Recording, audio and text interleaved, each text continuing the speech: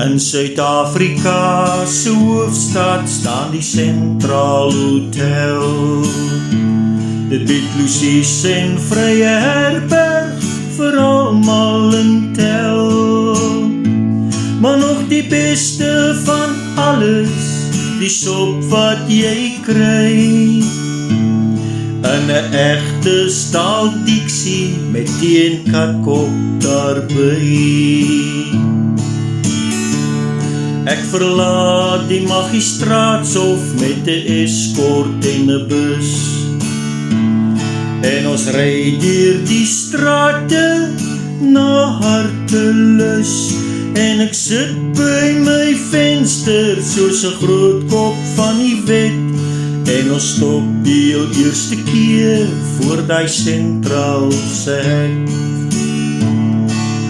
Daar by resepsie vra hulle my naam, die rede vir my besoek en waar kom ek vandaan.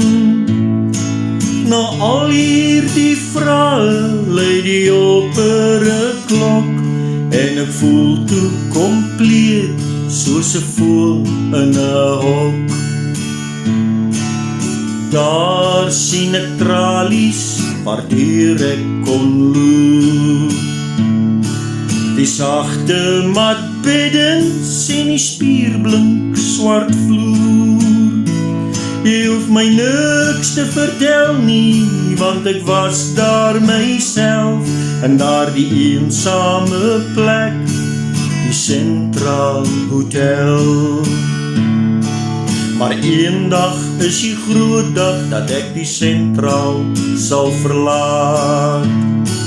Na 10 lange jare, as ek dit maak, en as ek eers vry is, en my lewe lê voor, sal hulle hier in die Sentraal nooit weer van my hoor. Ja, as ek eers vry is, en my lewe lê voor, sal hulle